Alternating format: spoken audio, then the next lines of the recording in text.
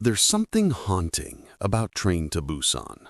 Not just the zombies or the chaos, but the way it forces us to look at ourselves. Because deep down, the film isn't really about the undead. It's about what stays alive inside us when everything else collapses. At the center of it all is Seok-woo, a man who has everything that should matter and nothing that truly does. A father who's present but absent. A survivor before the world even ends. Today we're diving deep into his psychology, how a man defined by control and logic becomes something more. How a zombie apocalypse dismantles not just a society, but a human soul. This is the psychology of Seok-woo, the man who learned to feel.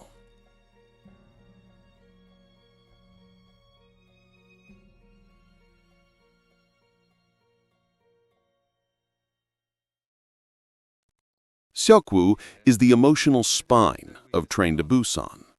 A successful fund manager, polished, composed, efficient. But beneath that structure, emotionally hollow. His life is built on performance. His comfort depends on control. Everything about him functions on a single principle: efficiency.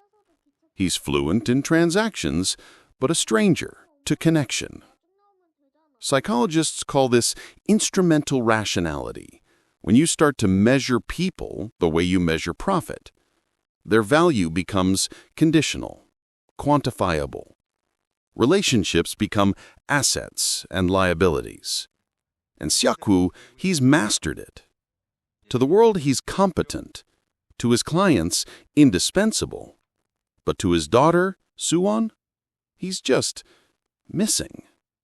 Even when he's beside her, he's not really there. He buys her expensive gifts to fill emotional gaps. He misses her recital, not out of malice, but because he's forgotten how to care. She asks for time, he gives her things, because to him, affection is still a transaction. What makes this tragic is that before the zombies ever arrive, Seok-woo is already in survival mode.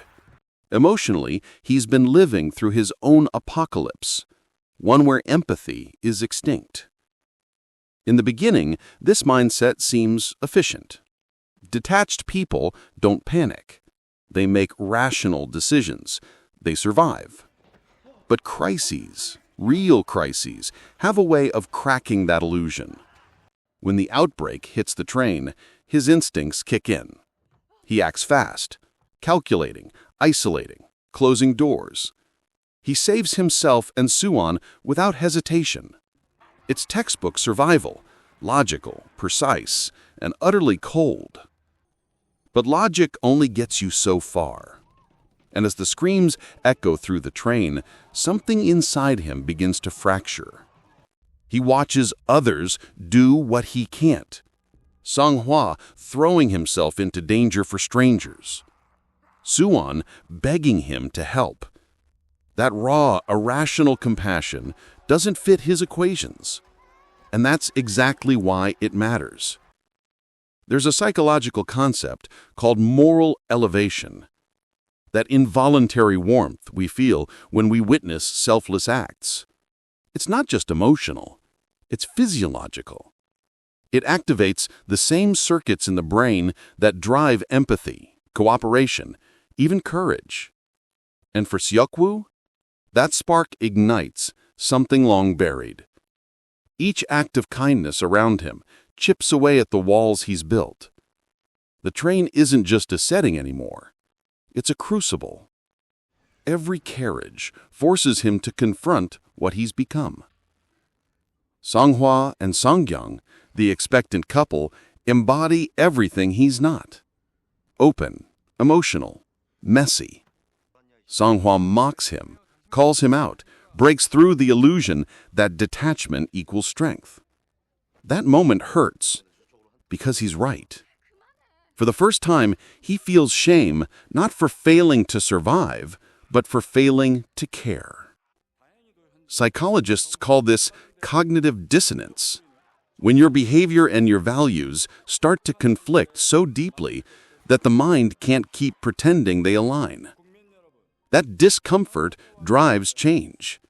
It forces the self to rewrite itself. And that's exactly what begins to happen. Piece by piece, Seok-woo's identity unravels, not in grand gestures, but in small ones.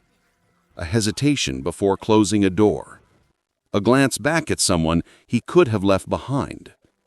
Small moments that signal something enormous. The return of empathy. By the midpoint of the film, his logic starts to serve something new. He's still calculating, but now the goal is protection, not profit. He uses his intelligence, his precision, his leadership to save others. The same skills that once isolated him now connect him. It's not that he abandons logic, he reclaims it, aligns it with compassion. That's what real growth looks like. Not becoming someone else, but reuniting with the part of yourself you abandoned.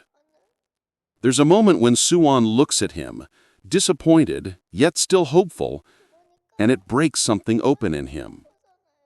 Attachment theory tells us children regulate parents just as much as parents regulate children. In caring for her, he's learning to feel again. She becomes his mirror, reflecting every piece of empathy he's lost. As the journey goes on, his emotional bandwidth widens. He starts predicting danger, reading people's needs, and acting without reward. His focus expands from me and mine to us. And in that transition, he becomes what the film's world desperately needs. A leader born not of power, but of care.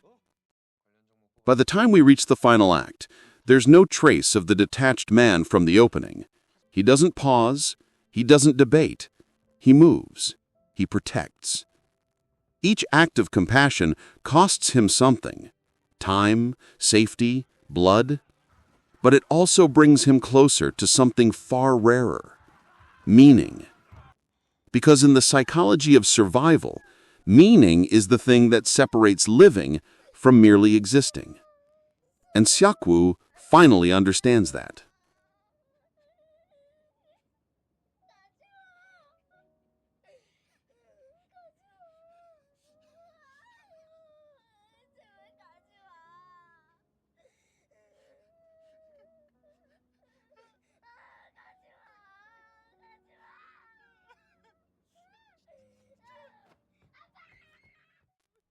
His final moments aren't about death.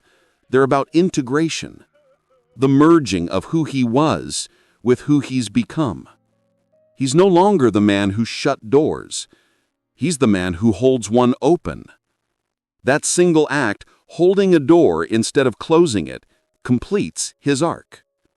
It's symbolic, poetic, and deeply human. This transformation mirrors ego dissolution, the fading of boundaries between self and others, the ultimate empathy. He dies selfless, not defeated. His death isn't loss, it's legacy. Through Soo-won's tears, through her song at the end, his humanity survives. The man who began as absence ends as memory. And that memory changes everything. The apocalypse didn't destroy Seok-woo. It revealed him. Stripped of money, power, and control, what remained was something he'd forgotten he had: a heart capable of love. That's the real miracle of Train to Busan. Not that people survive the zombies, but that even in the face of death, empathy still evolves. Because Seok-woo's story isn't about escaping the end of the world.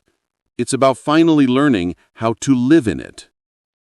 In the end, Train to Busan isn't just a zombie movie. It's a psychological portrait of a man rediscovering his humanity. It's a reminder that empathy isn't a weakness to shed in crisis.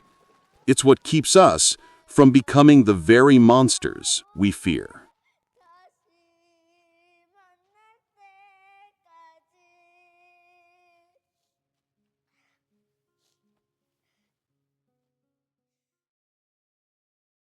If you enjoyed this deep dive, consider subscribing. We explore the psychology behind the stories that move us and the characters that remind us who we are. Until next time, stay curious, stay safe, and above all, stay human.